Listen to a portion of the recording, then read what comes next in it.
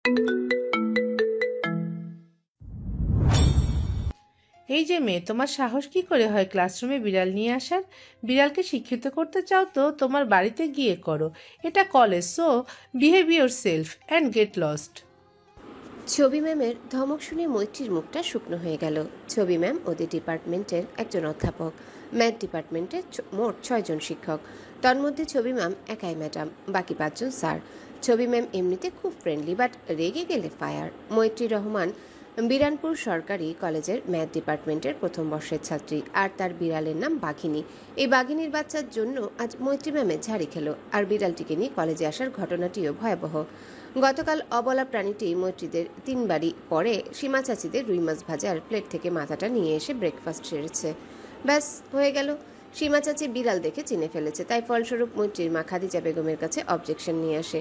Khadija Begum objection শুনে কোনো প্রকার রায় দিলেন না, মুখ গোমরা করে চুপ রইলেন। কারণ এটা তার কাছে নৈমিত্তিক ব্যাপার, প্রায়ই আসে এসব অভিযোগ। তিনি হতাশ এসব শুনে। তিনি মৈত্রীকে কিছু বলেননি। আর রাতে ছেলে খুশবু আসলে চুপিসারে তাকে বলে, শোন বড় শয়তান, কাল কলেজে গেলে তেনার চেলারে সালার মধ্যে ভইরা দূরের কোনো গ্যারামে ফালাই দিয়ে আসবি। আর জানি আসবার না পারে, আইলে তোরে শাপলা পাগলির সাথে বিয়া দিমু, মনে রাখিস। বেচারা খুশবু মায়ের আদেশবাণী শুনে বড়ই দুঃখ পেল। একদিকে মায়ের হুমকি মিশ্রিত আদেশবাণী, অপরদিকে হালকা মির্জাফর মিশ্রিত আদরের বোন।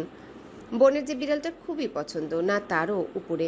শুধু যে বোনের পছন্দ তা নয়, তারও বুকটা ফাটে অবলা প্রাণীর উপর, বাট মুখ ফোটে না।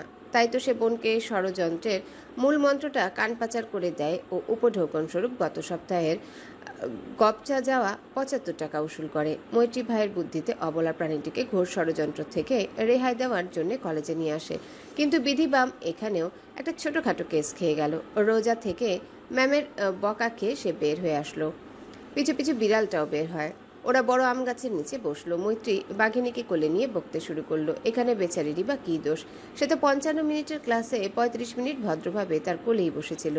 ম্যামও লিনিয়ার আলজেব্রার চ্যাপ্টার 5-এর ইকুয়েশন করছিলেন, কিন্তু হঠাৎ হাত ফসকে মার্কার পেনটা নিচে পড়ে যায়। আর পরোপকারী বাঘিনী মৈত্রীর কোল থেকে ঝট করে নেমে এক দৌড়ে গিয়ে ফট করে পেনটা মুখে পুড়ে নিয়ে ম্যামকে দেয়। কিন্তু হায়, ম্যাম তা বুঝলেন না। একা ক্যাম্পাসে বসতে ভালো না লাগায় সে বের হয়ে আদর্শ সরকারি উচ্চ বিদ্যালয়ের উদ্দেশ্যে হাঁটা রওনা দিল। কলেজ থেকে 8 মিনিটের পথ হেঁটে গিয়ে 5 টাকা খরচ করার মানেই হয় না। তাদের গ্রামে 2টা স্কুল, একটা সরকারি অপরটি বেসরকারি, আর একটি মাত্র কলেজ। সরকারি স্কুল ও কলেজটি অবশ্য তাদের 2 গ্রাম পরে, তবে একই থানায়। গ্রামের রাস্তা দিয়ে হেঁটে যাচ্ছে সে। কাঁচা নয় সে রাস্তা, পাকাই বটে, শুধু রাস্তার সাইডে কিছু কিছু জায়গায় ভাঙা। দুই পাশে মেহগনি গাছের পরে সারি সারি ধান ক্ষেত। ধানগুলো বেশি বড় হয়নি, হালকা বাতাসে ধানগুলো দুলছে। সূর্যি মামাও ঝলমলিয়ে উঠেছে। ফাল্গুন মাস চলছে দেশমাতৃকায়। রাস্তার ধারের মেহগনি গাছগুলোর পাতা ঝরে রাস্তা ঢেকে ফেলেছে। গাছে ঝুলছে অল্প কিছু পাতা, কদিন পরে সেগুলো ঝরে নতুন পল্লব দেখা দেবে। আদর্শ স্কুলে গার্লস বিল্ডিংয়ের 201 নম্বর রুমে 8ম শ্রেণীর ইংলিশ ক্লাস চলছে। সবাই চুপচাপ ক্লাস করছে। টিচার খুবই গম্ভীর কিনা। তৃতীয় সারির 2 নং বেঞ্চের কর্নারে বসে আছে হুমায়রা রহমান। চশমা বারবার উপরে ঠেলে টিচারের ন্যারেশনের স্পিচ শুনছে, তবে বুঝতে পারছে না। আরে, ইংলিশ একটা সাবজেক্ট নাকি?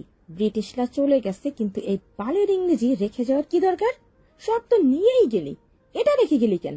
না, আর মনোযোগ দেওয়া সম্ভব হচ্ছে না।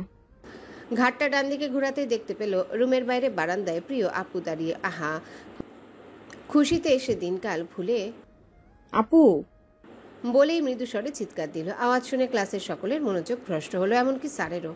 সকলে রুমের ডান দিকে জানালায় তাকালো। ওর চিৎকার শুনে শুনে জানালার পাল্লার আড়ালে লুকানো মেয়েটা হকচকি ওদের দিকে তাকিয়ে হাত নাড়িয়ে হাই দিয়ে দৌড় দিল। কিন্তু লাভের লাভ কিছুই হলো কি। অল্প যাওয়ার পর গম্ভীর কণ্ঠস্বর ভেসে এলো, হ্যাঁ মেয়ে, দাঁড়াও। মেয়েটির পা তৎক্ষণাৎ থেমে গেল। বেয়াদবি না করে ঘুরে দাঁড়ালো। শত হোক শিক্ষক, সম্মানের ব্যাপার, সে যেই প্রতিষ্ঠানের হোক না কেন। ভাবতে ভাবতে আবারও শুনতে পেল। এদিকে এসো। মেয়েটি বাক্য ব্যয় না করে চুপচাপ সামনে এসে দাঁড়ালো। করে বিড়ালটি চুপ করে আছে। ক্লাসের সবগুলো মেয়ের চোখ তার উপর নিবদ্ধ। ভাগ্যিস ছেলে মেয়েদের আলাদা ক্লাস, নইলে লজ্জায় আজ শেষ হয়ে যেত। সে সবার দিকে তাকে হালকা হাসার চেষ্টা করলো। এই স্কুলের তো মনে হচ্ছে না, কি চাই? প্রশ্ন শুনে সে শার্ট প্যান্ট পরিহিত, চশমা চোখে দেওয়া পরিচিত মুখের দিকে তাকিয়ে আবারও নিচের দিকে তাকিয়ে মনে মনে ভেঙচি কেটে বলল, ঢং দেখে মনে হচ্ছে চেনেই না। মৈত্রীকে চুপ থাকতে দেখে স্যার ধমকে বলল, এই মেয়ে, কথা বলছো না কেন? নাম কি তোমার? ধমক শুনে মেয়েটি ঝট করে বলল, মৈত্রী রহমান। এভাবে ক্লাস চলাকালীন জানলার ধারে লুকিয়ে সবাইকে ডিস্টার্ব কেন করছো? যদি কোনো দরকার থাকে তাহলে পারমিশন নিয়ে কথা বলতে পারতে। এভাবে ক্লাসের পরিবেশ নষ্ট করার কোনো মানে হয় না। শান্ত কথার ধমক শুনে মৈত্রীর মুখটা চুপসে গেল। আজকের দিনটাই ধমকময়। হুমায়রার দিকে এক পলক তাকিয়ে বলল, সরি স্যার, আসলে হুমায়রাকে একটু দরকার ছিল। মৈত্রীর কথা শুনে স্যার হুমায়রাকে ডাকে। কে হয় তোমার? হুমায়রা স্যারের দিকে এক পলক তাকালো, যার মানে স্যার জানে না। আপু স্যার। তাকে দেখে এভাবে চিৎকার দিয়ে পরিবেশ নষ্ট করা কি হলো? ভূত নয় সে, যেভাবে রিয়েক্ট করবে। ভুল হয়ে গেছে স্যার, সরি। বসো, আর ক্লাস শেষে বোনের সাথে দেখা করো। এমনিতে আবার 17 মিনিট বাকি আছে। আর মৈত্রী রহমান, তুমি কমন রুমে ওয়েট করো। গো।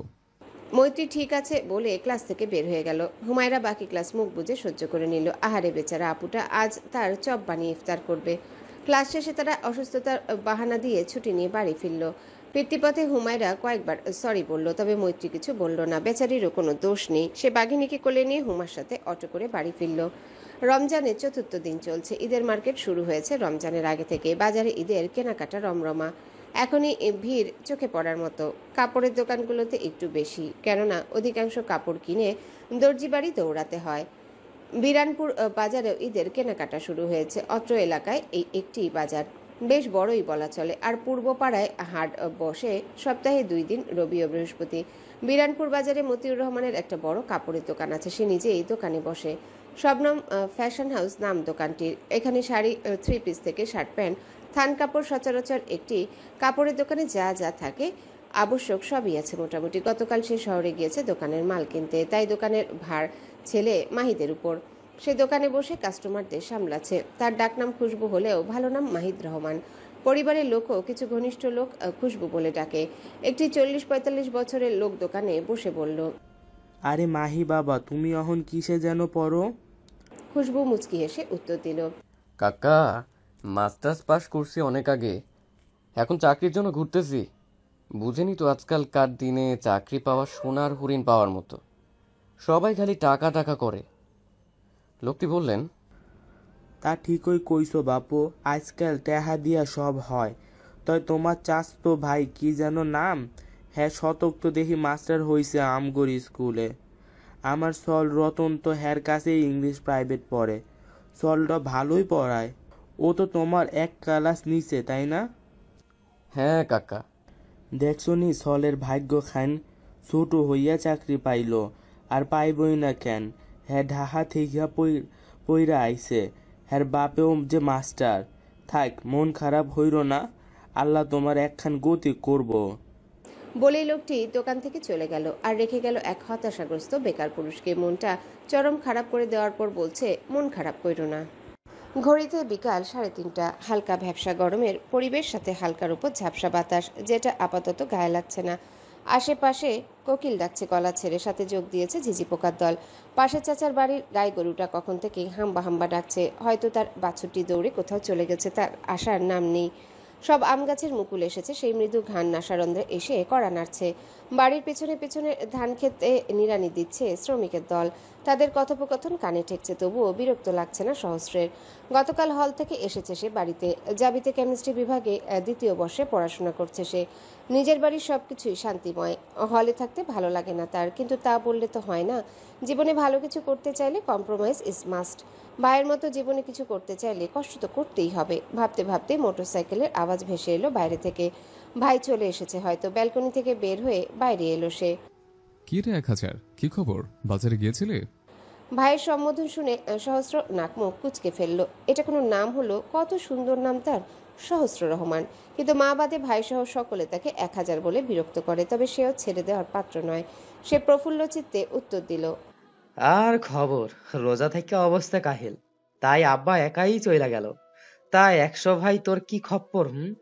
28 পার কইরা 29 বছরে কচি খোকা হইয়া কত কালার সুলতানা খাতুনের হাতের শরবত খাইয়া ইফতার করবি।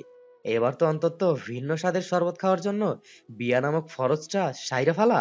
এক নিঃশ্বাসে কথাগুলো বলে বড় একটা শ্বাস নিল।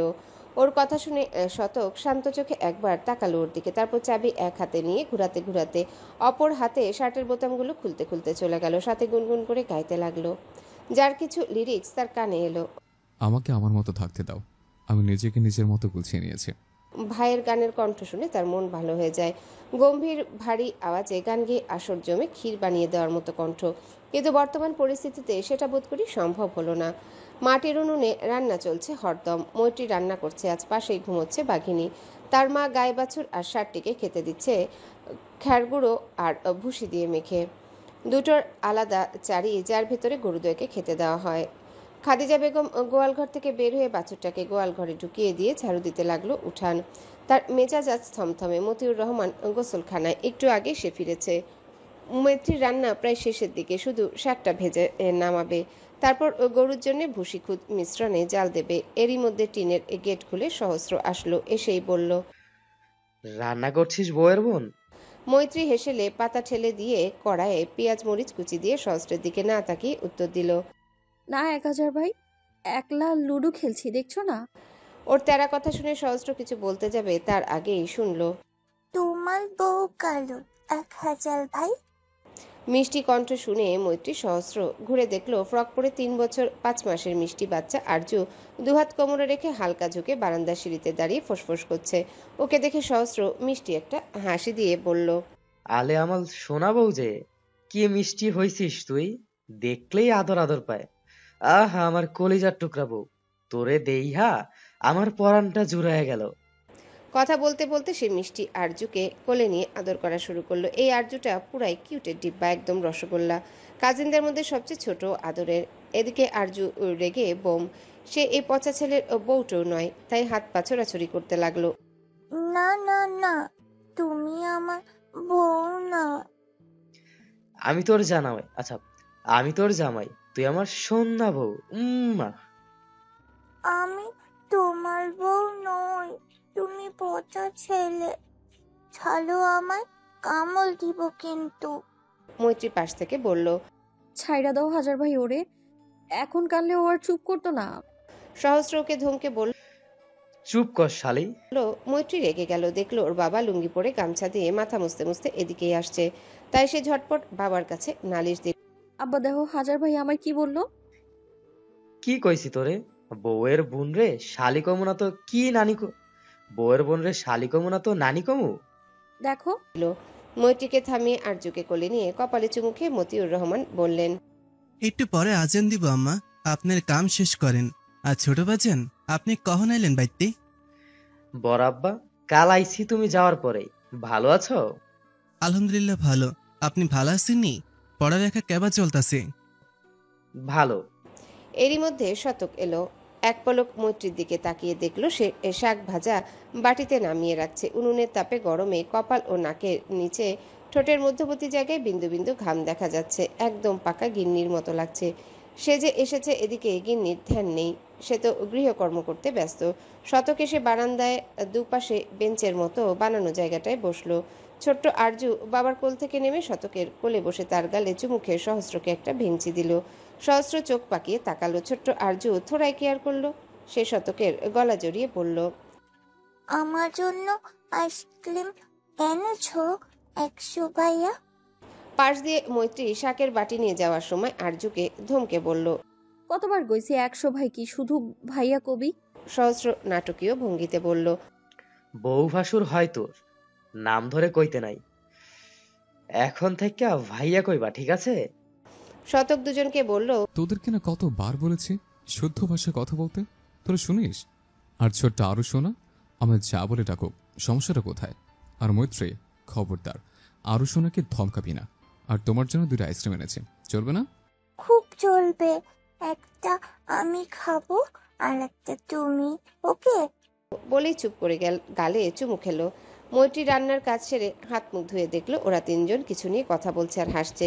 শতকের পরনে লুঙ্গি আর টি শার্ট, এখন চশমা নেই চোখে, শ্যামলা বরণ তার সহস্রের পরনে ট্রাউজার আর গেঞ্জি। ভাইয়ের মতো শ্যামলা নয় সে, বরং উজ্জ্বল ফর্সা।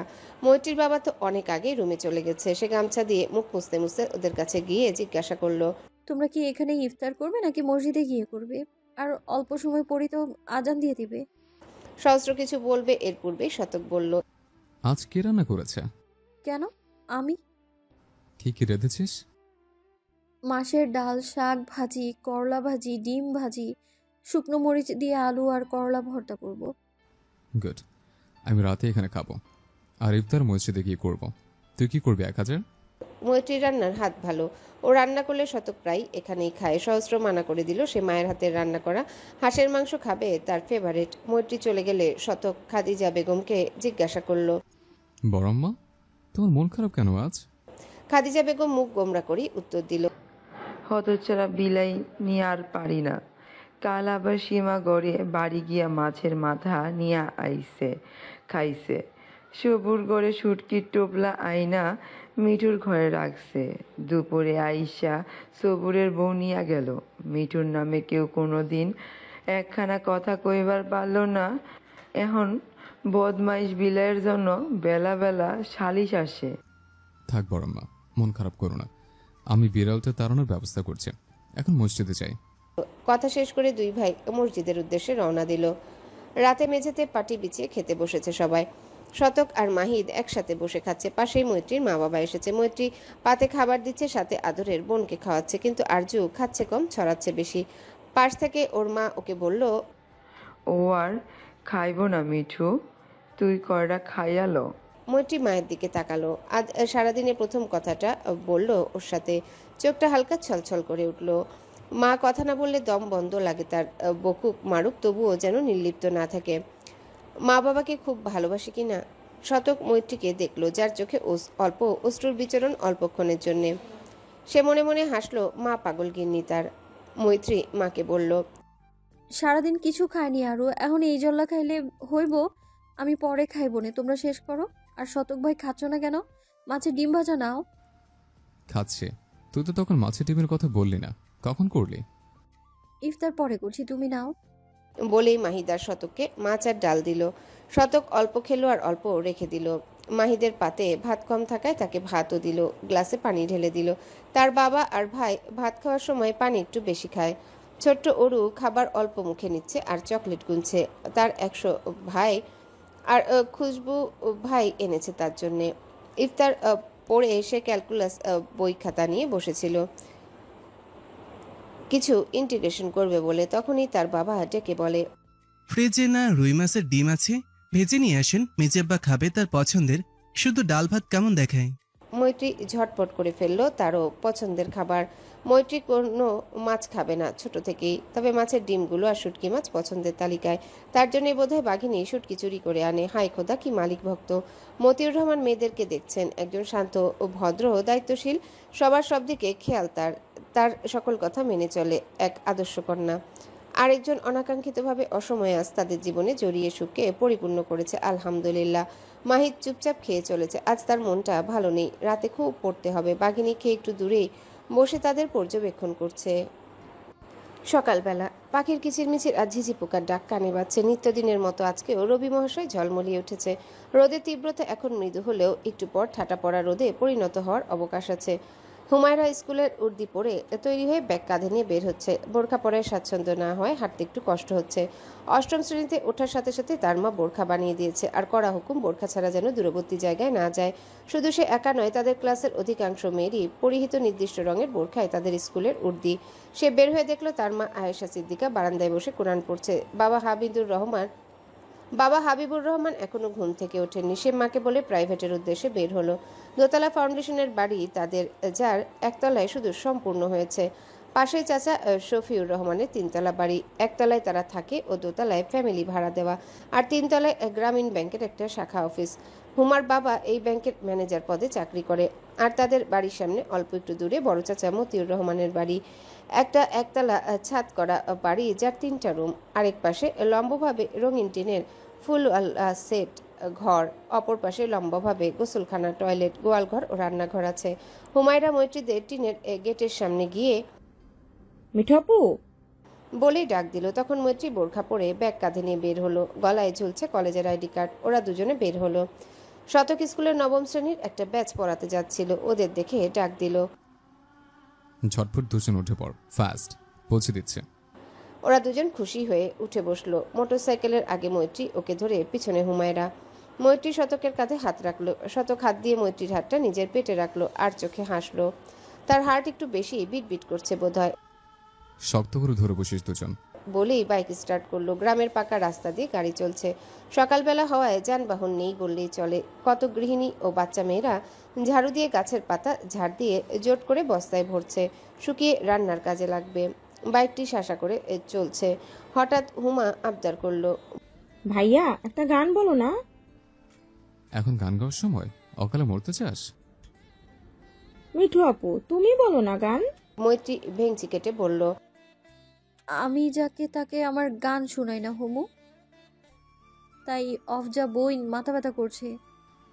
যে আমার কাকের গলা সে আবার গাইবে গান। গায়িকা ম্যাম চুপ করেন, নয়তো আশেপাশের কোকিলে হিংসায় জ্বলে পুরো রাগ হয়ে যাবে। বলে বাইক চালানোয় মনোযোগ দিল শতক। মৈত্রী মুখটা গোমরা করে রাখলো। সে না হয় মজা করে বলেছে, তাই বলে এভাবে অপমান করবে? সে গাল ফুলিয়ে বসে রইল। শতক কিছুটা উদ্বিগ্ন হয়ে জিজ্ঞাসা করলো, মাথা ব্যথা কিভাবে হলো? সেইরি খেয়ে নামাজ পড়ে একটু পড়তে বসেছিলাম, ঘুমাইনি তাই মাথা ব্যথা করছে একটু। ক্লাস করার দরকার নেই, প্রাইভেট শেষে বাড়ি চলে আসিস। না, ইম্পর্টেন্ট ক্লাস আছে, মিস দেওয়া যাইব না। টুকটাক কথাবার্তার মধ্যে ওরা মৈত্রীর গন্তব্যে পৌঁছে গেল। মৈত্রী নেমে পড়ল। শতক মানিব্যাগ থেকে 100 টাকার নোট বের করে ওর দিকে বাড়িয়ে বলল, ধর, বেশি খারাপ লাগলে আমায় ফোন করবি। যাওয়ার সময় অটোতে যাবি, খালি অটোতে কখনো উঠবি না। আর আমি যেন না শুনি যে তুই বন্ধু বান্ধবের সাথে কোথাও ঘুরঘুর করছিস। কলেজ টু বাড়ি, বুঝতে পারছিস? হুমা মিটমিটি হাসছে। মৈত্রী মাথা নাড়ল। আচ্ছা, আমার কাছে আছে, টাকা লাগবে না। আমি নিতে বলেছি। ধমক শুনে মৈত্রী টাকাটা রাখলো। তারপর আসছি বলে চলে যাচ্ছিল। শতকের ডাকে থেমে যায়। শোন, সাবধানে থাকবি। শতক মৈত্রীর মাথায় হাত বুলিয়ে আদুরে কণ্ঠে বলল। মৈত্রী মাথা নেড়ে চলে গেল। শতক বাইক স্টার্ট দিয়ে হুমায়রাকে নিয়ে স্কুলে আসলো। ওকেও 50 টাকা দিয়ে সাবধানী বাণী শুনিয়ে পড়াতে চলে গেল। মরহুম শামসুর রহমানের 3 ছেলে মতিউর রহমান, শফিউর রহমান, হাবিবুর রহমান আর 2 মেয়ে মোহনা বেগম এবং শাহিনুর বেগম। তার মৃত্যুকালে মতিউর রহমান 22 বছরের ছিলেন। বড় বোন শাহিনুরের বিয়ে হয়ে গিয়েছিল। ছোট 2 ভাই 1 বোনকে সে আর তার মা একসাথে লালন পালন করেছেন। বাবা মারা যাওয়ার পর মতিউর রহমানের পড়াশোনার সমাপ্তি ঘটে। বাবার রেখে যাওয়া নিজস্ব কাপড়ের দোকানে বসে 2 ভাইকে পড়িয়েছেন। বোনকে ভালো ঘরে বিয়ে দিয়েছেন। আল্লাহর রহমতে ভাইরা ভালো আছেন, চাকরি, বউ বাচ্চা নিয়ে। তাকে যে ভুলে গেছে এমন নয়, এখনো ভাইরা তার উপর জান হারায়, তাকে যথেষ্ট সম্মান, ভয় ও ভালোবাসে। তার এক কথায় সব। আগে সকলে একসাথেই থাকতো যৌথভাবে। ধীরে ধীরে সে নিজে বিয়ে করলো, ভাইয়ের বিয়ে করালো, বাচ্চা কাচ্চা হলো 1-2টা। মেজ ভাই শফিউর রহমান পড়াশোনা কোনো রকম শেষ করে শহরের এক ধনী পরিবারের মেয়ে সুলতানা খাতুনকে বিয়ে করেন। দুজনেই জগন্নাথ পড়াশোনা করতেন। 1 বছরের সিনিয়র ছিলেন শফিউর রহমান। এরপর তাদের চাকরি হলো। বছরের মাথায় শবনম এলো কোলজুড়ে। তখনও মতিউর রহমানের কোলে বাচ্চা আসেনি। ছোট ভাই হাবিবুর রহমানকে বিয়ে করালো আয়েশার সাথে। ভালোই চলছিল জীবনযাত্রা। যখন খাদিজা বেগম সন্তান সম্ভবা হলেন তখন একটু ঝামেলা হলো। আয়েশা নতুন বউ ছিল। খাদিজা বেগম প্রেগনেন্ট হওয়ার দরুন অসুস্থ থাকতো প্রায়ই, যার ফলে সংসারের কাজ নিয়ে একটু ঝামেলা হতো। সুলতানা খাতুন স্কুলের শিক্ষিকা থাকায় স্কুল থেকে বাড়ি ফিরে কাজ করতো না তেমন। আয়েশা নতুন হওয়ায় সংসারের ধারণা কম ছিল। সব কাজে সে পড়তো খাদিজা বেগমের উপর। তাই মা মুর্শিদা বানু সকলকে সংসার আলাদা করে দিলেন। আলাদা থেকেও ভাইদের মাঝে ভালোবাসা কমেনি একটু। খোদার অশেষ দয়ায় আজ তারা সুখে সংসার করছে। মা মুর্শিদা বানু বড় ছেলের বাসায় থাকে, সব ছেলের ঘরেই থাকে। কুটিলপাড়া গ্রামের মেম্বার আসাদ তালুকদার ঝন্টু সাদা কালো মিশের লোক। মানে জনগণের উপকারও করে, আবার রাঘব বোয়ালদের থেকে টাকাও খায়। তবে সে পরিবারকে খুব ভালোবাসে। বউটা তার সহজ সরল বোকা টাইপের, নাম নীরা। যে পাম্পটি দিয়ে যা বোঝাবে তাই সই, নিজের ব্রেন ইউজ করে না তেমন একটা। 3 ছেলে মেয়ে তার। বড় ছেলে নীরব তালুকদার উচ্চ মাধ্যমিক কোনো মতে পাশ করেছিল আদিকালে। তারপর পড়াশোনা তাকে ছেড়ে দিয়েছে। রাস্তাঘাটে একটু একটু গুন্ডামি করে বেড়াতো। বাপ বাজারের জুয়েলারি দোকানে দিয়ে থামিয়ে দিয়েছে, যদিও থামেনি পুরোপুরি। কিছু কিছু জায়গায় দাপট দেখিয়ে বেড়ায়। এতে অবশ্য মেম্বার সাহেবের সুবিধাই হয়, লোক ভয় পায় তাকে। মেজো মেয়ে ঝর্ণা এবার 3য় বর্ষে পড়ছে রাষ্ট্রবিজ্ঞান। মেয়েটা চঞ্চল কিন্তু ভদ্র। আর ছোট ছেলে পুরোই পিচ্ছু, সবাইকে জ্বালিয়ে মারে। নাম তার শান্ত তালুকদার। দোতলা বাড়ি তাদের। বাড়িতে আরো 3 জন সদস্য আছে। শান্তর দাদি ঝামেলা বেগম, ভালো নাম জমেলা বেগম, বিধবা সে। আড়ালে আবডালে সকলে ঝামেলা বেগম বলেই ডাকে। বাড়ির এক কাজে মহিলা নুরি। ঝামেলা বেগমের সহচরী আর ঝন্টুর অবিবাহিত ৪৫ বছরের ছোট ভাই মন্টু, ভালো নাম জুয়েল তালুকদার। ভাতিজার সাথে জুয়েলারিতে বসে। বিবাহ জীবনে না পদার্পণ করার পণ তার। নীরু, বাড়িতে এত ঠান্ডা কেন? সবাই কই? নীরব ঝর্ণারে কলেজে নিয়ে গেছে, ওরে নামায় দিয়া দোকানে যাইবো। আর মন্টু ভাই আর বিচ্ছু এখনো ঘুম থেকে উঠে নাই। আম্মা পাশের বাড়ি গুটি পড়তে গেছে। কেন, কিছু কইবেন? না, এমনি। ভাই, হন্ডা থামা, এখানেই নামবো। কেন, ভিতরে নামাই দিই, আগাইবনি? আচ্ছা, কলেজের ভিতরে আস্তে বাইক চালাবি, কিন্তু বাচ্চারা আছে। এখানে কি বাচ্চারা পড়ে নাই? সব এক একটা বেবলি। ভাই বলে ওর পিঠে আস্তে চড় দিল। গম্ভীর নীরব হাসতে লাগলো। কলেজের ভিতরে মাঝখানে চাপা রাস্তা আছে। রাস্তার একপাশে বিরাট মাঠ আর বিজ্ঞানের ভবনগুলো, অপর পাশে একটা পুকুর, মসজিদ, শহীদ মিনার ও আর্টসের ভবন ও খালি জায়গা, বিভিন্ন গাছপালা। বসার জন্য ব্যবস্থা করা হয়েছে অনেকখানে। ইন্টারমিডিয়েট ভবনগুলো মেন গেটের সাথে দুপাশে দিয়ে। নীরব বাইক থামালো, তখনই দুজন শুনতে পেল। আরে ঝর্ণাপু, কেমন আছো? আজকাল তো তোমায় পাওয়াই যায় না। ঝর্ণা ও নীরব দুজনেই মৈত্রীর দিকে তাকালো। হালকা পাতলা গরনের 5 ফিট 2 ইঞ্চির মেয়ে, গায়ের রং উজ্জ্বল ফর্সা, মিষ্টি দেখতে। নীরব কিছু বলল না, চুপ করে রইল। এগিয়ে গিয়ে ওকে হালকা জড়িয়ে ধরে ধীমে ধীমে বলল, ভালো আছি ননদিনী, তুমি কেমন আছো? বাড়ির সবাই কেমন আছে? আমি ভালো আছি। আর সবার কথা জানতে চাচ্ছ নাকি ভাইয়ার কথা? শেষের কথাটি ভ্রু নাচিয়ে বলল মৈত্রী। ঝর্ণা কিছু বলল না, মুচকি হাসলো শুধু। তার মাহিতকে বেশ ভালো লাগে। ভদ্র একটা ছেলে, দেখতে বেশ সুদর্শন, কথাবার্তা বলে নম্রভাবে মুচকি এসে, কোনো তাড়াহুড়া ছাড়া। যদিও এখনো তার সাথে কোনো কথা হয়নি, শুধু দেখেই এসেছে দূর থেকে। কথা বলার সাহস হয়নি। ভাইয়ের দোকানে যাওয়ার বাহানায় দোকানে গিয়ে কতবার দেখে আসে, বেশ কয়েকবার চোখাচোখি হয়েছে। তবে সেই বাহানায় মৈত্রীর সাথে খাতির জমায়, হাসি ঠাট্টায় বেশ কয়েকবার ননদিনী বলে টাকায় আর ভাইয়ের সম্বন্ধ জিজ্ঞেস করায় মৈত্রী বুঝে ফেলেছে। তবে প্রমিস করিয়ে নিয়েছে ভাইকে না বলার। ঝর্ণা চুপ থাকায় মৈত্রী বাইকের পাশে দাঁড়ানো নীরবের দিকে তাকালো। ছেঁড়া জিন্স ও শার্ট পরেছে, শার্টের উপরে 2টা বোতাম খোলা, কালার করা চুল এলোমেলো হয়ে আছে, চিরুনি করেনি বোধ হয়। বারবার হাত দিয়ে পেছনে ঠেলে দিচ্ছে। মৈত্রীকে ওর দিকে তাকিয়ে থাকতে দেখে নীরব নার্ভাস হয়ে পড়ল খানিকটা। মৈত্রী তাকে জিজ্ঞাসা করলো, ভালো আছেন ভাইয়া? নীরব 32 পাটি বের করে হেসে জবাব দিল, ভালো আছি। তুমি কেবা আছো? ভালো। বলেই সে ঝর্ণার সাথে আলাপ করা শুরু করলো। ঝর্ণা ভাইয়ের থেকে বিদায় নিয়ে কথা বলতে বলতে চলে গেল। নীরব তাকিয়ে রইল ওদিকে। মন খারাপ হলো, তার সাথে কথাই হলো না। দেখা হবে না জানলে একটু পরিপাটি হয়ে আসতো। দুপুরের দিকে সূর্যের তীব্র আলো এসে উঠানে পড়ছে। উঠোন ভর্তি গাছের পাতা ঝরে আছে, সাথে আমের মুকুল ঝরে পড়ছে। বাতাস নেই একটুও। বাছুরটা ছুটাছুটি করছে পুরো উঠোন জুড়ে। আম গাছে হয়তো কোকিল বসেছে, কুহু কুহু ধ্বনিতে ডাকছে জোরে। ঝিঝি পোকা ডেকে চলেছে বিরতিহীন। মৈত্রীর রুমে জানালার পাশে গোলাপ গাছে অনেকগুলো লাল হালকা গোলাপি রঙের ফুল ফোটে। সেসবের হালকা ঘ্রাণ আসছে, গরুর গোবরের গন্ধও আসছে। মাহিদ চাকরির পড়া পড়ছে, কয়েক বছর ধরে বিসিএস এ ট্রাই করছে। 2বার প্রিলিতে টিকে রিটেনে আটকে গেছে। ঈদের পর প্রাইমারি স্কুলে শিক্ষক নিয়োগ পরীক্ষা হবে, তারই প্রিপারেশন নিচ্ছে। আজ দোকানে যায়নি, বাবার কর্মচারী সামলাচ্ছে। সকাল থেকে টানা পড়ছে, মাঝে আরও এসেছিল কয়েকবার দুষ্টুমি করতে। মা ধমকে নিয়ে গেছে। এখন উঠোনে ছায়ায় বসে খুঁটি বাসন খেলছে। পাশে বাঘিনী ঘুমোচ্ছেন। আরজুর কাছে একটা পুতুল, যা কাল এনে দিয়েছে বাবা শহর থেকে। মৈত্রীর ওড়না পেঁচিয়ে কাপড় পরে রান্না করছে আর পুতুলটিকে কয়া কয়া বলে খাওয়াচ্ছে। মাঝে মাঝে বিড়বিড় করে কিছু বলছে, কখনো পুতুলকে মারছে, আবার কখনো আদর করছে। মাহিদ বই ঘরে রেখে তার পাশে পাটিতে বসলো।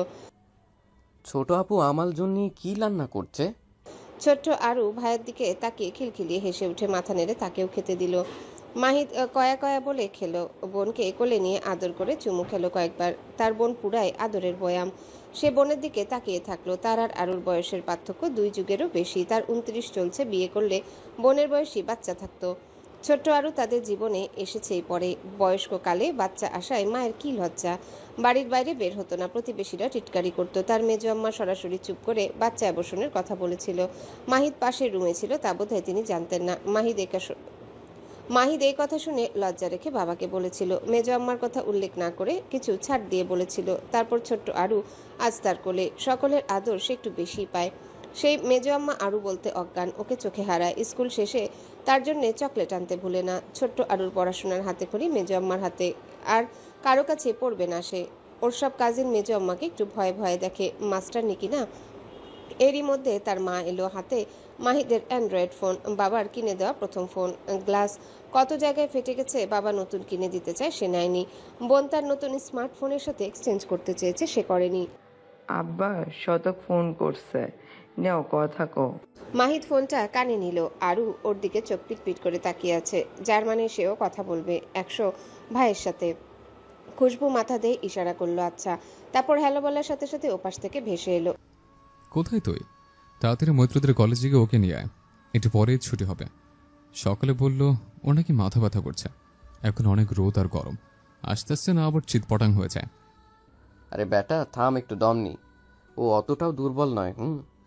আর যাচ্ছি আমি এক্ষুনি। আর শোন, আমার বোনকে নিয়ে তোকে অত চিন্তা করতে হবে না, বুঝেছিস? ওর ভাইয়েরা আছে। মা ফোন দিয়ে চলে গেছে। ছোট্ট আরু ফোন কেড়ে নেওয়ার চেষ্টা করছে। তোর ভাইয়েরা ভাইয়ের মতো চিন্তা করবে, আমি নয় বড়ের মতো চিন্তা করলাম। শালা তোর সাথে বোনের বিয়া জীবনেও দিতাম না, আমার বোনের জন্য রাজকুমার ধরে আনবো। তুই আমার শালা, আমি না। আর শোন, এই সেনাপতি থাকতে কোনো রাজকুমারের ক্ষমতা নেই তোর বোনকে নিয়ে যাওয়ার। চপ বেটা, গলাবাজি কম কর, নে আরু কথা বলবো। দে। আরু ফোনটা কেড়ে নিয়ে কথা বলতে লাগলো। হ্যালো 100 ভাইয়া, ফাজাল ভাই আমার পুতুল সোনাকে মেলেছে। কেন সোনা?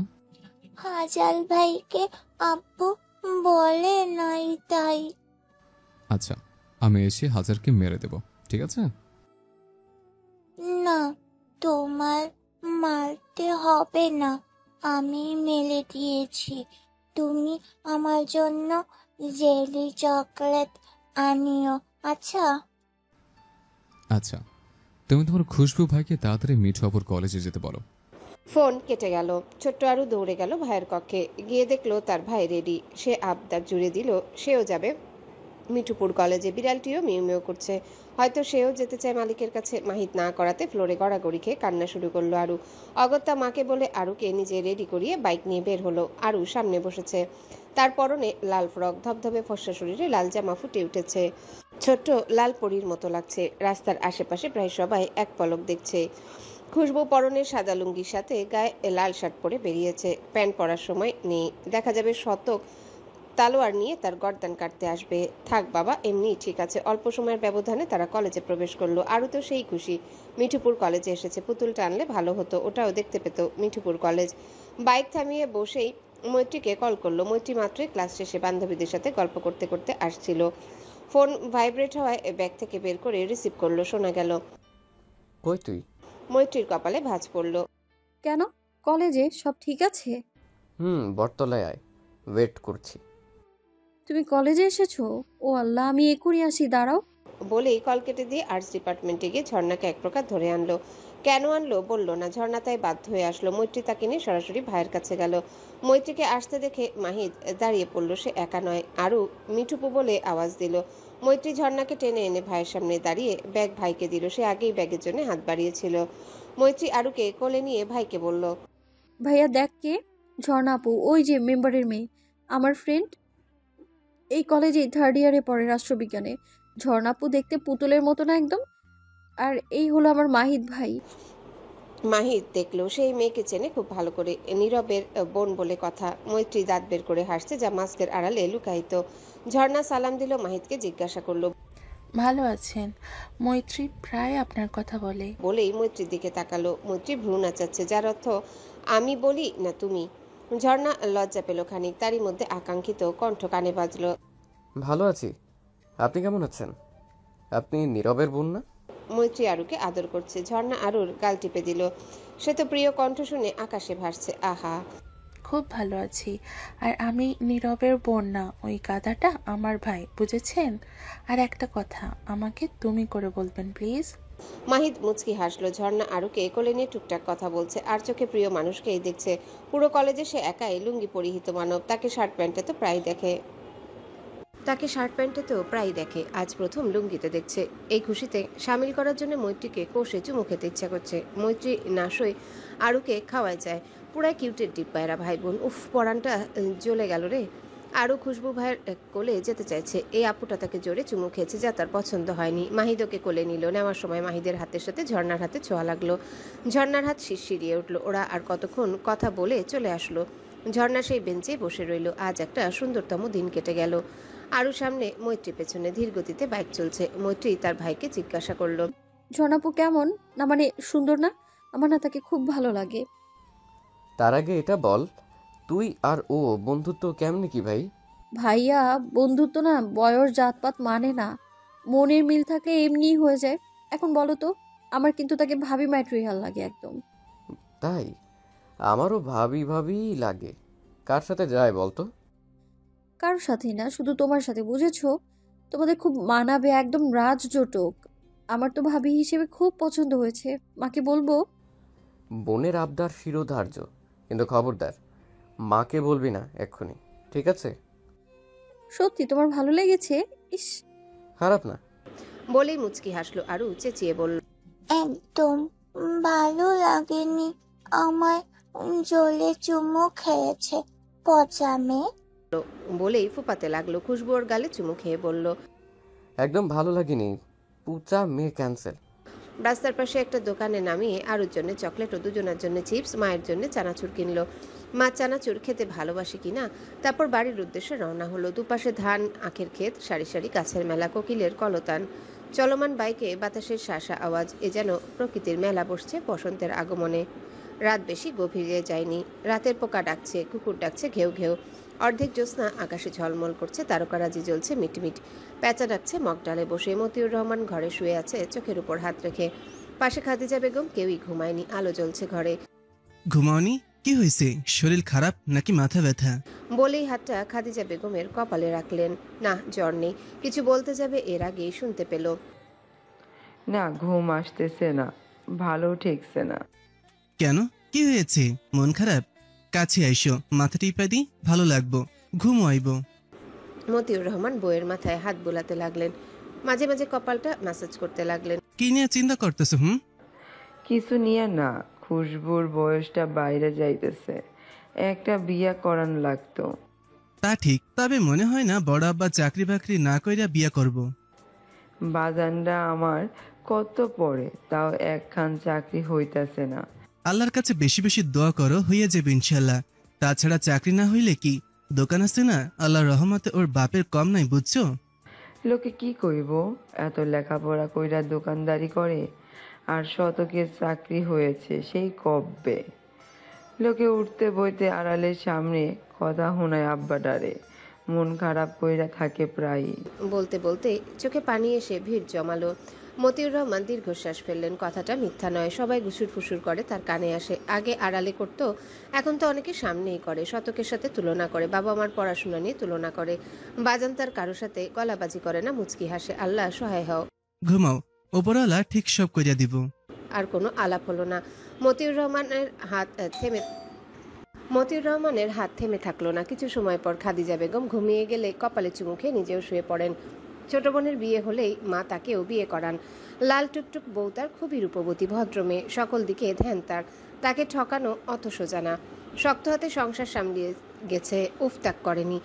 মেয়েটা বোধহয় মায়ের গুণই পেয়েছে। হুমায়রা বাবার মাথায় তেল মালিশ করছে, সে সোফায় আর বাবা ফ্লোরে বসে। হুমায়রার মা বাপ বেটির কাণ্ড দেখছে। আপনি আবার সিগারেট খেয়েছেন? হাবিবুর রহমান স্ত্রী তীক্ষ্ণ কণ্ঠে হড়গড়িয়ে বলেন, কই না তো, আমি কি সিগারেট খাই? কি যে বলো না। একদম নাটক করবেন না, বলে দিলাম। আমি কালকেই বড় ভাইকে বলে দেব আপনি সিগারেট খেয়েছেন, নইলে কি মাথা ব্যথা করে। ঘরের শত্রু বিভীষণ। ভাই জানলে তার গর্দান যাবে, এখনো থাপ্পড়ের কথা বলেনি। কি বলবে, আমি সত্যিই সিগারেট খাই না। পিঙ্কি, প্রমিস, ভাইকে কি কিছু বলো না। আয়েশা চোখ বড় বড় করে জোরে বলল, কি সত্যি করে বলুন, এই পিঙ্কিটা আবার কে? লুকিয়ে বিয়ে টিয়ে করেননি তো আবার? হায় আল্লাহ, আমি এখনই বড় ভাইকে বলছি, আপনাকে পিটিয়ে সোজা করে দেবে, দাঁড়ান। বলেই দাঁড়িয়ে পড়ল যাওয়ার জন্য। পা বাড়াবে তখন হাবিবুর রহমান এসে তাকে আটকালো। এই হলো মহিলা মানুষ।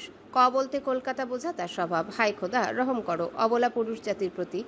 ভাইয়ের কানে গেলে রক্ষে নেই। একবার বিড়ি খেয়েছিল, প্রথম ও শেষ।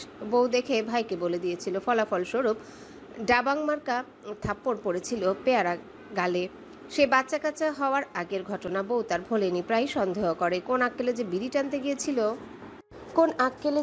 টানতে গিয়েছিল সব শয়তানের লাড়া। হুমায়রা মিটিমিটি হাসছে। বাবা মা প্রায় মিষ্টি টাইপ ঝগড়া করে, সে আর তার ভাই বেশ উপভোগ করে। ইস, ভাইয়ের কথা মনে পড়লো, সে যদি এখানে উপস্থিত থাকতো। আরে আয়ু, ভুলভাল বকছো কেন? ওটা তো কথার কথা। তোমার ছেলে আয়াতে তো বলে পিঙ্কি প্রমিস, কই তাকে তো কিছু বলো না। আমি বললেই দোষ? আচ্ছা, জীবনেও বলবো না। এবার তো হাসো। আয়েশার মন গলে গেল। আচ্ছা ঠিক আছে, যাও ঘুমাতে যাও। সেহরির সময় আবার ডেকে তোলা যাবে না বাপ বেটিকে, ঘুমিয়ে পড়ো। হুমায়রা হাই তুলতে তুলতে ঘুমোতে গেল। আজ তার ঘুম ভালো হবে। আমার হাতের খাবার ভালো লাগবে না। আমি কে? কেউ না। যাও বড় ভাবির বাড়িতে যাও, আর ওই মৈত্রীর সাথে রান্না খাও গিয়ে। আমি আর রান্না করবো না তোমাদের জন্য, নিজের টুকু রান্না করে খাবো। তোমাদের খাওয়ানোর লোকের তার অভাব নেই। বলে ডাইনিং টেবিলের উপর থেকে মুরগির মাংস আর শিং মাছের বাটি একে একে নিয়ে ফ্রিজে রাখলো। মুখটা সর্বদার মতো গম্ভীর। শতক, সহস্র ও শফিউর রহমান এখনো বসে, তাদের মুখ গম্ভীর। সুলতানা খাতুন একটু আগে শতককে বলেছিল, আমার রান্নার খাবার কি খুবই খারাপ? খাওয়া যায় না যে কয়েকদিন পর পরই ও বাড়িতে খেতে হয়? নাকি আমি রান্না করি না তোর জন্য? না মা, আসলে ওকে বলতে না দিয়ে শফি সাহেব বলল, খেয়েছে তো কি হয়েছে, ওর চাচার বাড়ি, যখন খুশি তখন গিয়ে খাবে। আর তোমার রান্নার সাথে মিঠুর রান্নার তুলনা করবে না।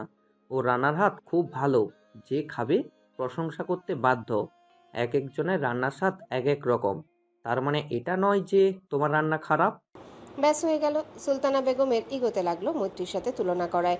সেও মানতে বাধ্য মৈত্রীর রান্নার হাত ভালো, কিন্তু এখন সেসব ভাবার অবকাশ নেই। এর পিছনেও কারণ আছে। সে আরুকে অনেক আদর করলেও মৈত্রীর সাথে তার মন কষাকষি আছে অনেক আগে থেকেই। তখন মৈত্রী ছোট ছিল, হাঁটতে পারত দু এক পা। শবনম 11 কি 12 বছরের ছিল বোধ করি। শবনম মৈত্রীকে কোলে নিয়ে খেলছিল। কোল থেকে ভুলবশত পড়ে গিয়ে মাথা ফেটে গিয়েছিল, অনেক রক্তও ঝরেছিল। শবনম কাঁদতে কাঁদতে এসে বলেছিল সবাইকে। তারপর মৈত্রীকে নিয়ে সকলে ডাক্তারের কাছে চলে যায়। 3টা সেলাই লাগে। মাহিদ শতক 10 বছরের ছিল মনে হয়। সহস্র মৈত্রী থেকে 1-1.5 বছরের বড়। শবনম বেশ ভয় পেয়ে গিয়েছিল। হাসপাতাল থেকে ফিরে শফিউর রহমান মেয়েকে একটা চড় মেরে ধমক দেয়। শবনম মাকে জড়িয়ে ধরে কাঁদছিল। মতিউর রহমান অবশ্য ভাইকে ধমকেছিল মেয়েকে মারার জন্য। ছোট মেয়ে ইচ্ছে করে করেছে নাকি, কপালে ছিল হয়ে গেছে। সবাই ঘটনাটি ভুলে গেছে বোধ হয়। মনে রেখেছে শবনম ও সুলতানা বেগম। শবনম এরপর থেকে মৈত্রীকে কোনোদিনও কোলে নেয়নি, ভালো করে কথা বলতো না তার সাথে, আবার খারাপ আচরণও করেনি। সুলতানা বেগমও মনে রেখেছে মৈত্রীর সাথে তার বেশ দূরত্ব। শবনমকে তার বড় আব্বা আর বড় আম্মা বেশ আদর করায় তাদের সাথে সব ঠিকঠাক। আর শবনম বাড়ির বড়, প্রথম মেয়ে, সকলের আদরের। মতিউর রহমানও খাদিজা বেগমের কোলেই মানুষ। শবনমের রাগ আছে যে সে ইচ্ছে করে ফেলেছে নাকি? সব দোষ মৈত্রীর। কোলে উঠে নামার জন্য তোড়জোড় করত। মৈত্রীর প্রতি সবার আহ্লাদ রাগটা আরও বাড়িয়ে দিত। সেও ছোট ছিল যে, এখন বড় হয়েছে, বুঝতে শিখেছে রাগটা আর নেই। কিন্তু বাবার হাতের প্রথম ও শেষ জ্বরের জন্য মৈত্রী যে দায়ী অনেকাংশে। সুলতানা বেগম টেবিল থেকে যেই না ভাতের গামলা নিবে, শতক মায়ের হাতটা ধরল। তার গিন্নির প্রতি মায়ের মনোভাব সে বোঝে। সে কেন, বাবা স্বয়ং মৈত্রীও বোঝে। তাই তো অতি দরকার ছাড়াই বাড়ি আসে না। শতক মাকে এক হাতে জড়িয়ে বলছে, রাগ করো না লক্ষ্মী সোনা। আচ্ছা, আর খাবো না ওদের বাড়ি, এখনো হয়েছে, একটু হাসো দেখি। সহস্র সুযোগ বুঝে বলল, হ্যাঁ মা, হাসো। আর খেতে দাও তো, খুব বেশি খিদে পেয়েছে। দাও না। আর রাগ করে না লক্ষ্মীটি। সুলতানা বেগম হাসলেন। তিনি জানেন তার ছেলে খাবেন ও বাড়ি, তবে চুপি চুপি। এরকম যে এর আগেও হয়েছে, তবে শফিউর রহমানের ভালো লাগলো না। তিনি ভাস্তিকে বেশ ভালোবাসেন। তিনি কালই মৈত্রীর হাতে রান্না খাবেন, তাও এই মহিলার সামনে। সেহরির সময় গ্রামের বাচ্চারা তাড়াতাড়ি ইফতারি খেয়ে মসজিদে দৌড়ে যায়। মাইকে সকলকে সাবধান করবে, গজল শোনাবে। এ নিয়ে বাচ্চাদের মধ্যে হইচই বেজে যায় অনেক সময়। ও বলে আমি বলবো, এ বলে আমি বলবো। মাইক উচ্চস্বরে ধ্বনিত হচ্ছে গজল, আমার নূরের নবীরে, আমার ধ্যানের ছবিরে। বাচ্চাটার কণ্ঠস্বর মাশাল্লাহ। গজল শেষ হলে অন্য একটি বাচ্চা ছেলে বলে উঠল, সেহরি খাওয়ার আর মাত্র 25 মিনিট বাকি আছে, আপনারা তাড়াতাড়ি সেহরি খেয়ে ফেলুন, নইলে আজান দিয়ে দিবে ওনে। বলেই সে সহ আশেপাশে ছেলেরা হাসতে লাগলো। মসজিদের এক মুরব্বী ওদের ধমক দিল, সবাই চুপ করে গেল।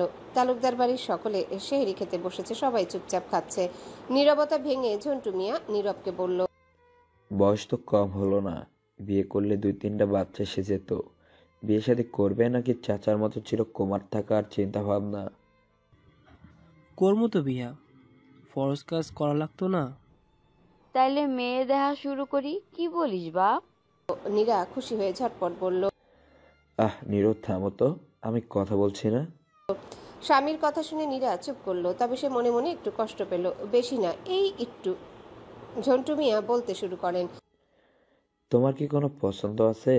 দেখো, সোজাসুজি বলে দাও, লজ্জা পাওয়ার দরকার নাই। নীরব মাথা নিচু করে বলল, আছে বাবা। সকলে নীরবের দিকে তাকালো, কখনো বলেনি কাউকে। নীরার চোখ রসগোল্লার মতো হয়ে গেল। কি বলল? তার বাচ্চা কাউকে পছন্দ করে? সে কালই যাবে মেয়েদের বাড়ি, কি কি নিয়ে যাবে? একটা লিস্ট বানাতে হবে। ছেলের বউকে সে অনেক আদরে রাখবে, একদম মেয়ের মতো। সে তার শাশুড়ির মতো দজ্জাল একটুও হবে না, খুব ভালো শাশুড়ি হবে। নীরা কিছু বলবে তার আগে ঝন্টু বলল, ভালো, তা মেয়েটা কে? ভয় পেও না, সাধ্যের ভিতরে হলে তাকে এবারের বউ করে আনবো। মাহিদের বোন, ও যে মতিউর রহমান আছে না, তার মেয়ে, ভালো মেয়ে। ঝর্ণার গলায় খাবার আটকে গেল, বিষম খেলো সে।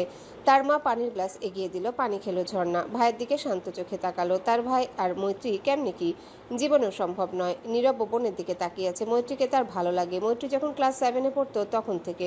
বোনকে স্কুলে নামিয়ে দিয়ে ফেরার পথে দেখেছিল, স্কুল ড্রেস পরে, মাথায় স্কার্ফ বেঁধে ব্যাগ কাঁধে আসছিল। বেশ লাগছিল তাকে সেই থেকে শুরু। পরে জানতে পারে মাহিদের বোন, তার থেকে বেশ ছোট, কিন্তু ভালো লাগতো। কিন্তু কথা বলার সাহস হয়নি, আর মৈত্রীও পাত্তা দেয়নি। ঝন্টু মিয়া বললেন, ওহ, ওই মেয়েটা বেশ ভদ্র, কিন্তু বয়সটা কম হয়ে যায়। তবে ব্যাপার না, পুরুষ মানুষের আবার কিসের বয়স লাগে নাকি? ঈদের পর ঘটক পাঠাবো, আমার ছেলে মানা করবে কে? দেখতে সুন্দর, বাবার টাকা আছে, ছেলেরও কম নেই। মেয়েটা কি তোকে পছন্দ করে? না মানে প্রেমের কোনো সম্পর্ক? না, নেই, কখনো কথাই হয়নি তেমন। আচ্ছা, চিন্তা করিস না, সব হয়ে যাবে। মনে কর মেয়েটা তোর, কিন্তু কোনো গুন্ডামি চলবে না বিয়ের আগে, সব অফ।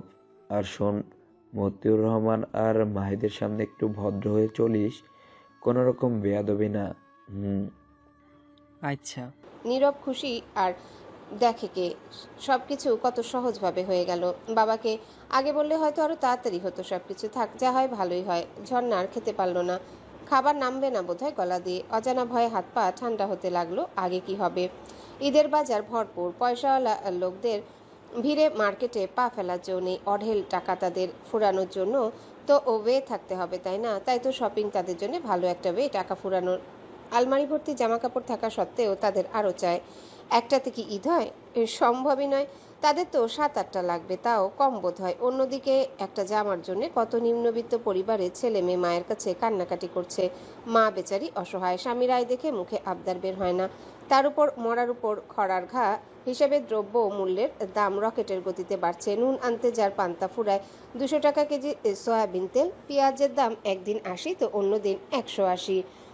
চালের দাম তো মাশাল্লাহ, আটার দাম তো খাওয়ানোর দরকার নাই। আর গরিব মানুষের তো মাংস খাওয়া হারাম করে রেখেছে। রমজান মাস তো ব্যবসায়ীদের মাস, কিছু কেনাই যায় না। চিনির জন্য শরবত বাদ, খেজুরের বদলা বাঙালি বড়ই খাও, চিনির বদলা স্যাগারিন, তবেই না উন্নত জাতি হবে।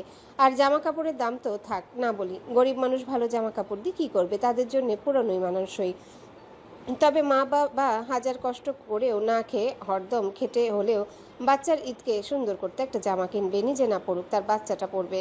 মতিউর রহমান দোকানে কাপড় বিক্রি করছে, সাথে রয়েছে কর্মচারী। খুশবু বাড়িতে পড়ছে, রাতে আসবে, তখন ভিড়টা আরও বেশি থাকে কিনা সামাল দেওয়া কষ্টকর। একটা লোক আসলো, সাথে ছেলে। লোকটা ভালো পাঞ্জাবি দেখাতে বলল ছেলের জন্য। ছেলেটা চুপচাপ, কিছুক্ষণ পর বলল, চাচা, 2টা দেখান, একই ডিজাইনের কিন্তু। বাবা ছেলের দিকে তাকালো। তার কাছে তো দুটোর দাম হবে না, একটার হবে। আরও কিছু আছে টাকা, সেগুলো দিয়ে বউয়ের জন্য একটা কাপড় কিনতে হবে, গত ঈদেও দেওয়া হয়নি। মতিউর রহমান কিছু পাঞ্জাবি বের করলো। ছেলেটি দুটো পছন্দ করলো, একই ডিজাইন, শুধু রংটা আলাদা। ছেলেটি দাম জিজ্ঞাসা করলো। মতিউর রহমান বাবা ছেলের দিকে তাকালেন। পাঞ্জাবির দাম বেশ, ওদের সাথে যায় না। মতিউর রহমান পাইকারি দাম থেকে 50 টাকা বেশি বললেন। পাইকারি দাম বললেই দিয়ে দেবেন ভাবলেন। লোকটাকে অসহায় লাগছে, পরনে ময়লা লুঙ্গি ও গেঞ্জি, তবে ছেলেটির গায়ে ভালো পোশাক। লোকটা দাঁড়িয়ে আছে, বসেনি টুলে। ছেলেটা পকেট থেকে টাকা বের করে তার হাতে দিল। মতিউর রহমান গুনে দেখলেন 20 টাকা কম দিয়েছে। তিনি মুচকি হাসলেন। ছেলেটি বলল, 20 টাকা কম দিয়েছি, ঠকা হবে? না। হলেও করার নেই, আমার কাছে আর নেই। আপনি বরং একটা কাপড় দেখান আমার মায়ের জন্য, এটা টাকা বাবা দেবে। কর্মচারী ছেলেটা কিছু কাপড় বের করলো। লোকটি ছেলেকে দেখছে, তার ছেলে তো পড়াশোনা করছে, টাকা পয়সা পাবে কই। তবে এও জানে ছেলেটা সোনার টুকরা, খারাপ পথে যাবেন না। তিনি বইয়ের জন্য পছন্দ করে একটা কম দামি শাড়ি কিনলেন। কিনে ছেলেকে নিয়ে চললেন। যাবার পথে জিজ্ঞাসা করতে ভুলল না। ছেলেটা মুচকি হেসে জবাব দিল, কিছু ছাত্র করে পড়াইতাম গত বছর থাইকা, সেই টাকা কিছু নিজেও খরচ করেছি। লোকটার চোখে অশ্রু জমলো। তার ছেলেটা বড় হয়ে গেল। কয়েকদিন আগেই না বলতো, আব্বা 2টা টাকা দাও, বরফ খামু। ছেলেটা বাবাকে এক হাতে জড়িয়ে হাঁটতে লাগলো। আরো কথা বলতে বলতে বাবা ছেলে বাড়ির পথে রওনা দিল। মতিউর রহমান তাকিয়ে দেখলেন আদর্শ বাবার আদর্শ ছেলে। তার মনটা ভালো হয়ে গেল। তখনই মোবাইল ফোনটা বেজে উঠলো। বের করে রিসিভ করতে ওপাশ থেকে ভেসে আসলো বড়ব্বা। মৈত্রী আরুর সাথে বসে পুতুল খেলছে। ছোট আরু বোনকে ঘুম থেকে টেনে তুলে এনেছে, তার সাথে খেলতে হবে। মৈত্রী চোখ ডলতে ডলতে আরুর সাথে বারান্দায় আসলো। দেখলো বাঘিনী পুতুল টেনে নিয়ে যাচ্ছে। একবার পুতুলের নাক মুখে পুড়ে তো আরেকবার পা দিয়ে ঠেলতে ঠেলতে। আরু রেগে গেল। ওই পোতা বিলই, আমার বাবুকে ছাড়ো, তোমার আব্বাকে বলো কিনে দিতে, আমি দিব না। বলেই পুতুল কেড়ে নিয়ে ছোট পা দিয়ে ঠেলে দিল বিড়ালটিকে। বাঘিনী মিয়াও মিয়াও ডাকতে লাগলো, যার অর্থ বাপ খুঁজে পাই না তো তোমারটা নেই। বিড়াল ছানাটি বারান্দার হাফ দেয়ালে উঠে ছাদের দিকে তাকিয়ে শুয়ে পড়লো। মৈত্রী আরু খেলতে লাগলো। মৈত্রী চুপচাপ বসে আছে। আরু পুতুলকে গোসল করাচ্ছে, তো আবার কয়া কয়া চকলেট খাওয়াচ্ছে। আর মৈত্রীকে বলছে, মিঠুপু, তুমি পুতুলের কি হও? তুই কি হোস? ভ্রু উঁচিয়ে জিজ্ঞাসা করলো মৈত্রী। ছোট আরু গালে হাত দিয়ে ভাবলো, ভেবে বলল, আমি আম্মা হই, আর 100 ভাইয়া আব্বা। মৈত্রী জোরে হেসে উঠলো। আরুকে কোলে নিয়ে চুমু খেয়ে বলল, তাহলে আমি খালা হই তোদের বাচ্চার? বলেই আবার হাসতে লাগলো দুজন। খাদিজা বেগম ওদের আসতে দেখে এগিয়ে এলেন। তার আম্মা দুটো কি সুন্দর করে হাসছে, কারোর নজর না লাগে হাসিতে। সারা জীবন এমনিই হাসতে থাকুক। তিনি বললেন, আমারা এমনে পাগলের মতো লাহান হাসি কেন? মৈত্রী বলল, দেখো পিচি কি কয়, এই পুতুলটার আম্মা আরু আর আব্বা 100 ভাই, তাইলে আমি কি হমু? খালা। বাঘিনীর হাসি দেখে ভয় পেয়েছে বোধহয়, উঠে চলে গেল। খাদিজা বেগম নিজেও অল্প হাসলো। তার হাতে মুরগির ডিম।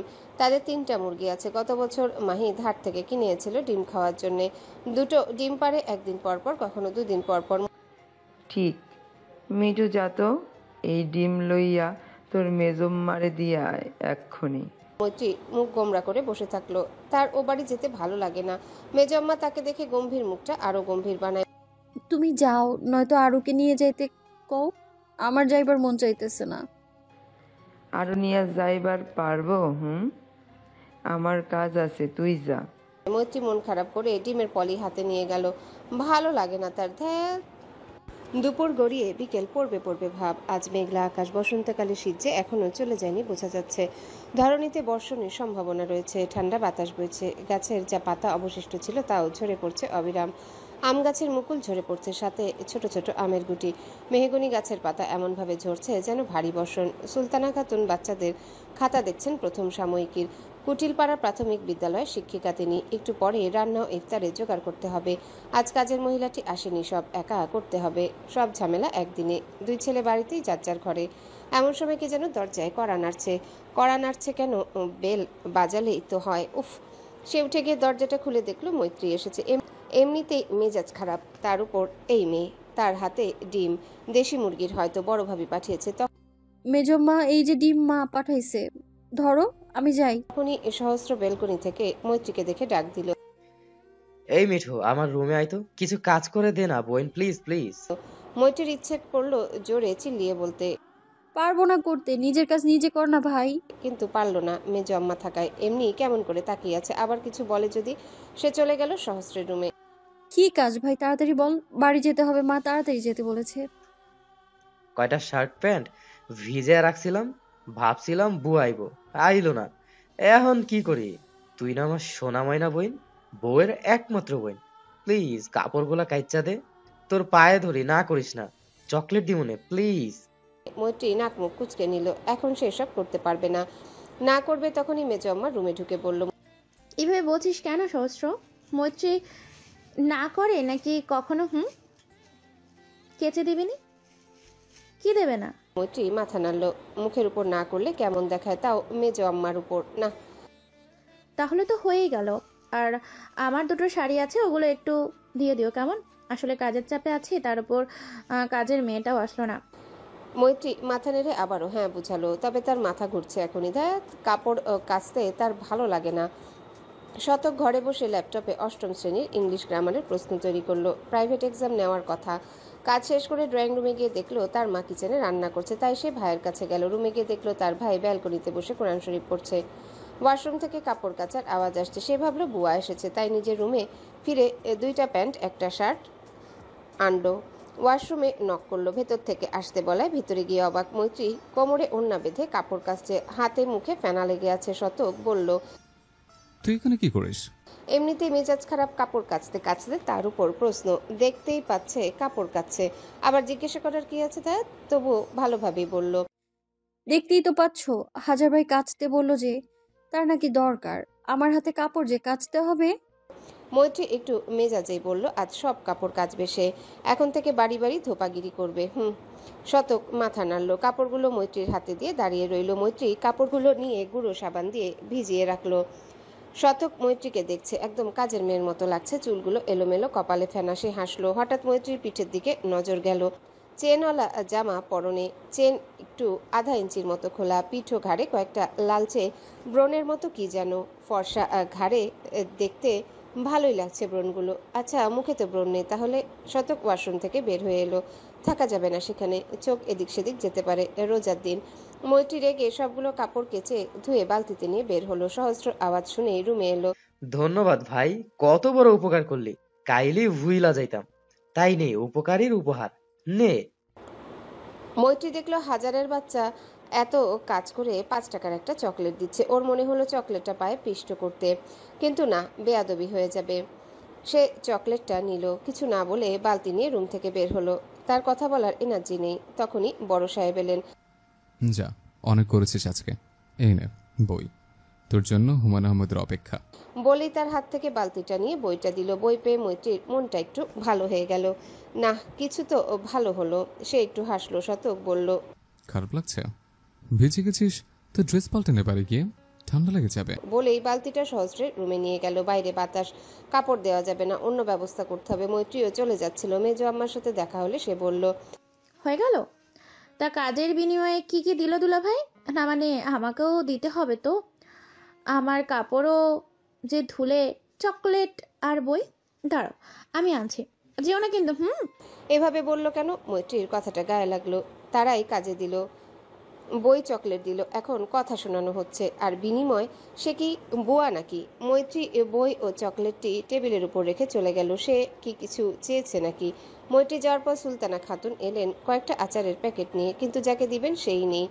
নজর এলো টেবিলে রাখা বই ও চকলেটের উপর রেখে গেল নাকি। মনে মনে খুশি হলেন। মা হয়ে ছেলের মনোভাব বুঝবে না? ছেলের বউ হিসেবে মৈত্রী মন্দ নয়। বউ শাশুড়ি জমবে ভালোই। চুপ করে হজম করে নেওয়া মেয়েগুলো বউ ম্যাটেরিয়াল। ছেলের পথে বাধা হবেন না তিনি। মৈত্রীটা ভালো মেয়ে। সবচেয়ে বড় কথা, তাকে ভয় পায়। হাতের মুঠোয় থাকবে। ছেলের বউকে জ্বালানোর ভীষণ শখ তার। এখন থেকে একটু বাজিয়ে নেওয়া যাক কেমন। শতক এলো ড্রয়িং রুমে। কেউ নেই, ফাঁকা। টেবিলের উপর তার দেওয়া বই ও একটা চকলেট রাখা। মৈত্রী এখানে রাখলো কেন? এখনো যায়নি নাকি? ভেজা কাপড়ে ঠান্ডা লেগে যাবে তো। মা, মৈত্রী আছে কিচেনে? না, ও তো তখনই চলে গেল। ওই চকলেট আর বইটা রেখে গেল কেন? কি জানি বাবা। শতকের কপালে ভাঁজ পড়ল। চলে গেল, তবে বই রেখে গেল কেন? রাত 7টা 10 কি 20। বৈদ্যুতিক সংযোগ বিচ্ছিন্ন আছে। হালকা ঝিরিঝিরি বৃষ্টি হচ্ছে। ঠান্ডা ঠান্ডা পরিবেশ। হুমায়রা, হাবিবুর রহমান ও আয়েশা লুডো খেলতে বসেছে মোমবাতি জ্বালিয়ে। ইফতার শেষে সবাই টেলিভিশন দেখতে বসেছিল। হাবিবুর রহমান IPL দেখবেন, তো আয়েশা সিদ্দিকা সিরিয়াল। ব্যাস, দুজনে লেগে গেল। হুমায়রা জানু মুভি দেখতে লাগলো। ঝগড়ার মাঝে মা বাবার ঝগড়া করে আগে সিদ্ধান্তে আসুক, তন্মধ্যে বিদ্যুৎ হওয়া। এতেও দুজন একে অপরকে দোষ দিতে লাগলো। আয়েশা বলল, নাও, কারেন্ট চলে গেল, সব আপনার জন্য। এখন দেখুন খেলা বেশি করে কেমন। না, এখন তুমি দেখো আয়ু, আমি কারেন্ট চলে এসেছে, দেখবনি কেমন। বলেই মিষ্টি হেসে সোফায় বসলো। আয়েশা বেগম কিছু বলবে এর আগে হুমায়রা বলে উঠল, আহ থামো তো তোমরা, বাইরে বৃষ্টি হচ্ছে, ঠান্ডা ঠান্ডা মৌসুম হে, চলো লুডো খেলি, কি বলো? হাবিবুর রহমান বললেন, যান আম্মাজান, নিয়ে আসুন, আজ হয়ে যাক খেলা। হা হা হা। আয়েশা মুখ মুচড়ালেন। ঠং, লুডো খেলা সেও পাক্কা। আসল সমস্যা হলো তার বেশিরভাগই দান পুট হয়, ছক্কা কম উঠে, তবুও খেলতে বসলেন। তিনজন খেলতে খেলতে অনেক মজা করলেন, সাথে চলল অনেক আলোচনা। এক পর্যায়ে আয়েশা বললেন, ইস, আয়ারটা থাকলে বেশ মজা হতো। বলে মন খারাপ করে রাখলেন। কতদিন হয়ে গেল বাচ্চাটা আসে না বাড়ি। হাবিবুর রহমান স্ত্রীর কষ্ট অনুভব করতে পারলেন, সেও বাবা, তারও মনে পড়ে। তখনই হুমায়রা বলল, দেখো এখন সেন্টি খেয়ে যেও না, আমি ভাইয়াকে ভিডিও কল দিচ্ছি। আব্বা তোমার ফোনটা দাও তো। হাবিব দিল। হুমা ঝটপট ফোন করে অনলাইনে আসতে বলে ভিডিও কল দিল। রিসিভ করে কথা বলতে শুরু করলো। আব্বা মা ভালো আছো? এই হুমু, কি খবর? ভালো আছি আব্বা, তুমি ভালো আছো? খাইছো? আমিও ভালো আছি, আর খেয়েছি। তোমরা খেয়েছো? না আমরা খাইনি, কারেন্ট চলে গেল যে, লুডো খেলছিলাম। তোমায় অনেক মিস করছি। কবে আসবে? হাজার ভাইও তো এসেছে।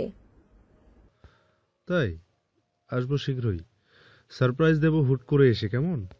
এমনই টুকটাক অনেক কথা বলে ফোন কেটে দিল। ভিডিও কলে কথা বলে তৃপ্তি হয় নাকি? হাবিবুর রহমান বললেন, একটা কথা বলার হয়নি তোমাদের।